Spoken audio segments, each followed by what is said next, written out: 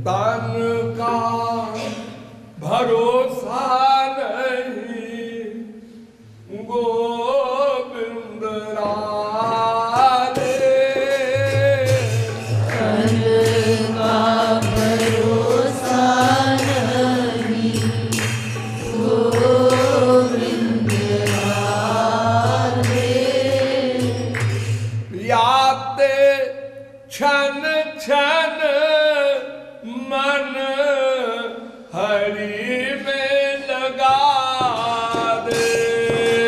याते क्षण क्षण मन हरि में लगा दे।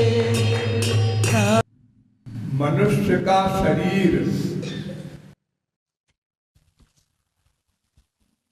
84 लाख शरीरों में सर्वश्रेष्ठ माना गया है।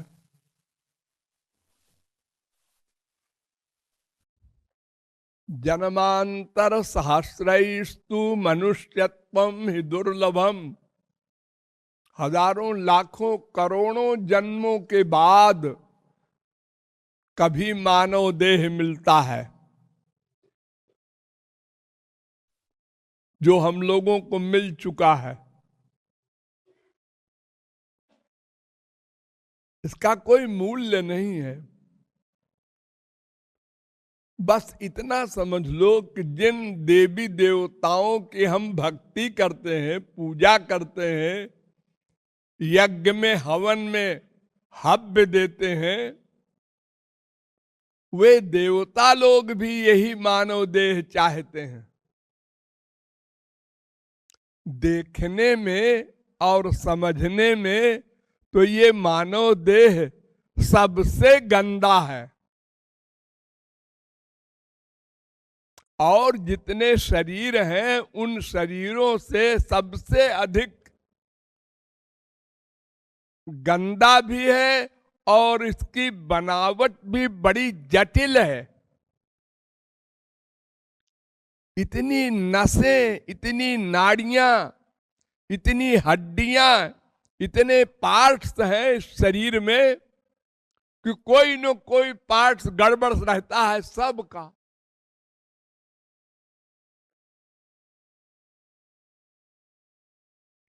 प्रारब्ध जन्य दुख अलग है और शरीर जन्य दुख अलग है, मन का दुख अलग है। मनुष्य जीवित है, यही आश्चर्य है। और फिर ये देख रहे हैं सब लोग, आज वो गया, क्या हुआ, गया, वो गया, वो गया। युधिष्ठिर से एक यक्ष ने 60 क्वेश्चन किए थे, 60 सवाल किए थे। जंगल में जब पांडवों का वास हो रहा था तो सबको प्यास लगी, तो युधिष्ठिर ने कहा भीमसेन से कि जाओ, ऐसा लगता है थोड़ी दूर पर कोई जलाशय है, पानी ले आओ। वो पानी लेने गए तो पानी के अंदर कोई यक्ष बैठा था। वो पानी के ऊपर निकला और उसने कहा देखो, पानी लेने के पहले हमारे 60 सवालों का जवाब दे दो, नहीं तो हम तुमको खींच लेंगे पानी के अंदर। तो भीमसेन में 10,000 हाथी का बल था। 10,000 हाथी। उन्होंने कहा क्या बकता है रे, कौन है तू, जानता नहीं मैं कौन हूं? हाँ हाँ जानता हूं तुम भीमसेन हो। फिर क्या बकबक कर रहा है? बकबक नहीं कर रहा हूं, मैं यक्ष हूं, मेरी ताकत तुमसे बहुत ज्यादा है। चुप रह, तेरे प्रश्न का उत्तर मैं नहीं दूंगा। उसने खींच लिया भीमसेन को पानी के अंदर, और वो खींच गए, चले गए। बड़ी देर हो गई। युधिष्ठिर ने कहा, नकुल क्या बात है, तुम्हारे भाई साहब लौटे नहीं, तुम देखो तो। उनसे भी यही सवाल किया यक्ष ने, उन्होंने भी अकड़ दिखाई, उनको भी खींच लिया। सहदेव गए, उनको भी खींच लिया। अर्जुन गए, और गांडीवधारी, उन्होंने भी अकड़ दिखाई, उनको भी खींच लिया। तो युधिष्ठिर गए आखिर में, सबसे बड़े भाई। उनसे कहा, देखो भैया, तुम बड़े भैया हो, अकेले बचे हो दिया बाती को, तुम्हारे सब भाई अंदर हैं, अगर तुमने भी वही गलती की तो तुमको भी अंदर कर देंगे। 60 सवालों का जवाब दो। उन्होंने कहा, बोलो क्या सवाल है। तो पहला सवाल किया, किम आश्चर्यम, संसार में सबसे बड़ा आश्चर्य क्या है, ताज्जुब क्या है। तो युधिष्ठिर ने उत्तर दिया, अहन्यहनि भूतानि गच्छन्ति हि जमालयम शेषा स्थिरत्वमिच्छन्ति। डेली, अहानि अहानि कहा, हर दिन, अरे हर दिन नहीं, हर पल, ऐसा कहना चाहिए था। हर क्षण लोग मर रहे हैं।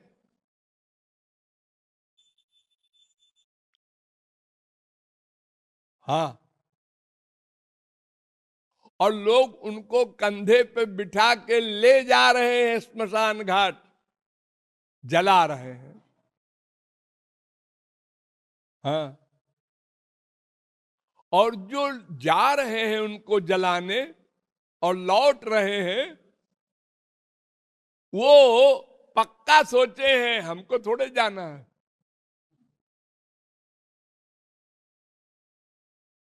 यहां तक कि मरे हुए बेटे को बाप ले जा रहा है और अब स्वयं निश्चिंत है।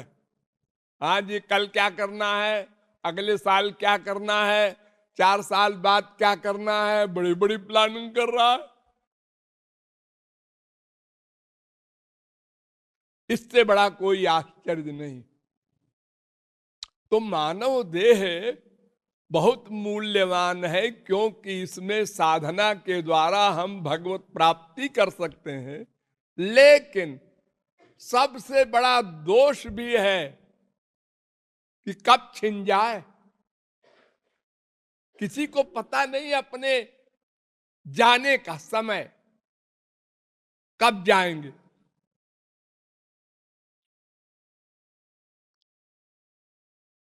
अगर जाने का पता हो जाए हर आदमी को, तो कुछ थोड़ी तैयारी तो कर ले। देखो, बच्चों की परीक्षा होती है, एग्जामिनेशन होता है, तो बच्चों को पता रहता है 8 मार्च को इम्तिहान है और आज 8 दिसंबर है, अभी काफी टाइम है। 8 जनवरी हो गई, हाँ अभी है टाइम। 8 फरवरी हो गई, हाँ अभी है, 1 महीना है। अब और 4 दिन रह गए, हाँ पढ़ना चाहिए। रात रात भर जागते हैं बच्चे, चाय पी पी करके, अब पढ़ते हैं, तैयारी करते हैं। उनको पक्का पता है, हो गया ना 8 मार्च को इम्तिहान होगा। तो ऐसे ही अगर मनुष्य को मालूम हो जाए कि इस तारीख को मरना है, तो 4 दिन पहले बस बैठ जाए, राधे राधे राधे राधे राधे, और अपना हिसाब बिठा ले। क्योंकि अंतिम समय में आपकी चित्त वृत्ति जिधर रहेगी मरने के बाद उसी की प्राप्ति होती है। तो अगर मालूम हो तो चित्त वृत्ति को लगा दे भगवान में। हम जिंदगी भर गड़बड़ करें कोई बात नहीं, हम अंतिम समय में सावधान हो गए, बस हमारा काम बन गया। जैसे परीक्षित को मालूम था 7वें दिन हम मर जाएंगे, तो डट गए हो, भगवान में मन लगाने में लगा दिया। तो मालूम नहीं है किसी को हमको कब जाना है, इसलिए हर समय सावधान रहना पड़ेगा, हर समय। अभी आप जिसको देख रहे हैं गुरुखी मर गई, कल 8 बजे मैं हॉस्पिटल गया था, रोज जाता हूं वहां। मरीज लोग कहते हैं महाराज जी के दर्शन होते हैं तो बड़ा अच्छा लगता है, हमको बड़ी शांति मिलती है, इसलिए हम रोज जाते हैं कि इन सबको सुख मिलता है, चले जाओ, क्या बिगड़ता है अपना। और वो रोज माला लेके बैठी रहती थी रुक्की जो मर गई, कुर्सी पर, महाराज जी आएंगे। और जैसे हम सामने पहुंचे खड़ी होकर के कुर्सी से और चल करके हमको माला पहनाती थी। कल भी उसने माला पहनाया उसी प्रकार चल करके और मुस्कुरा करके, और शाम को चली गई।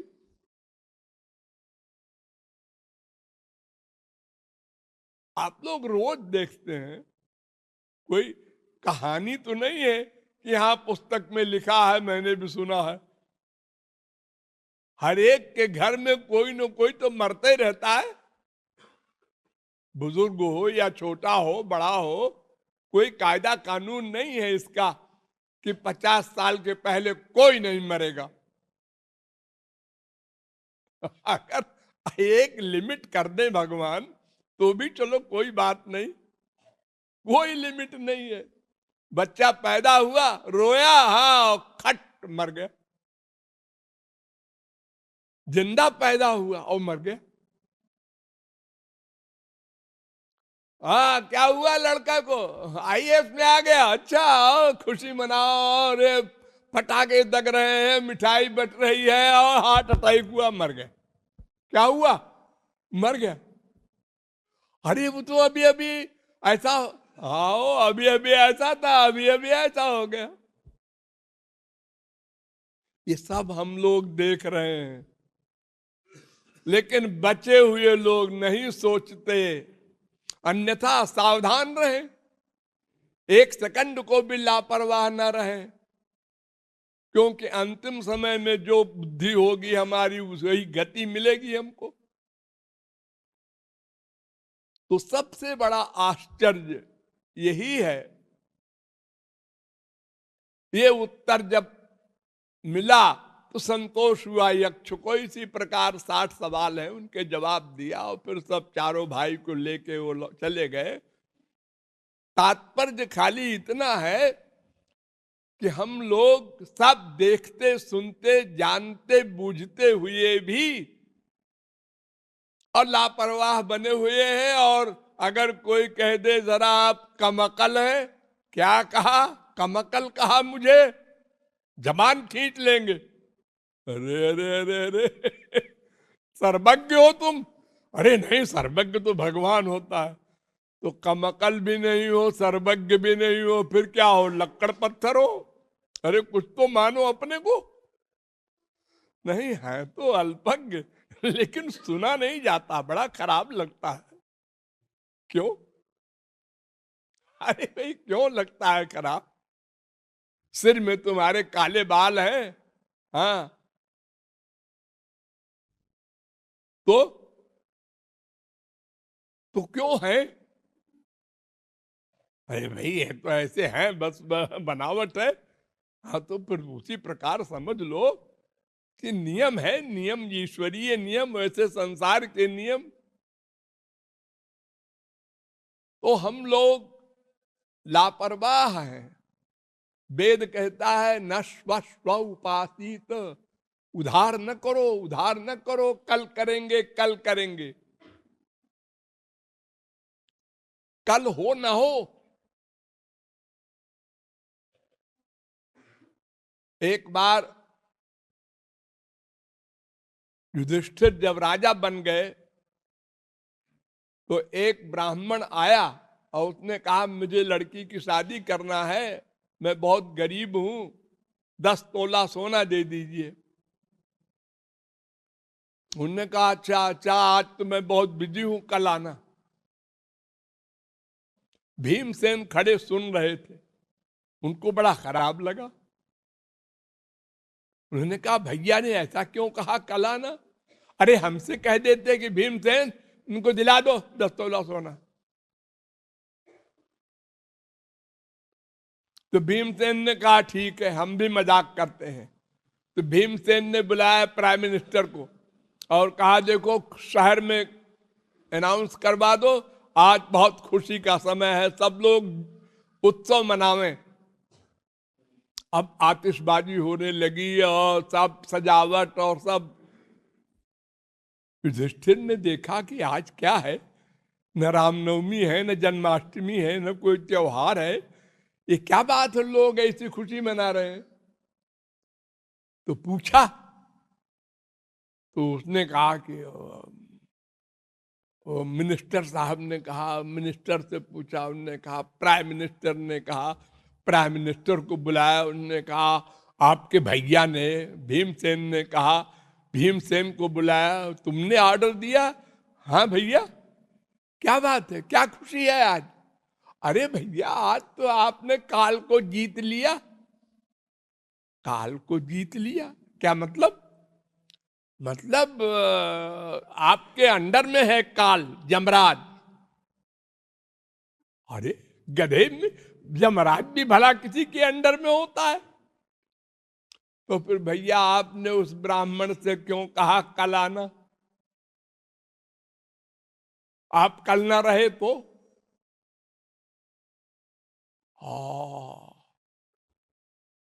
गलती हो गई, बुलाओ बुलाओ ब्राह्मण को। तो उधार करना, यही हमने अनंत जन्म किया। यही एक मिस्टेक, एक मिस्टेक, एक आज जो हम सुन रहे हैं भगवत विषय, ये अनंत बार सुन चुके और समझ में आया था, और मनुष्य देहों में भी, लेकिन करेंगे करेंगे। अभी तो हम 25 साल के हैं, अभी तो हम 40 साल के हैं, अभी तो 50 साल के हैं। करेंगे, करना है जरूर है, तो आवश्यक है। अरे क्या आवश्यक आवश्यक बोलता है? अरे करना है, नहीं करो। एक सेकंड खराब न करो, कब राम नाम सत्य हो जाए। उधार न करो, उधार न करो। और हमने किया, बस यही भूल है। शेष फिर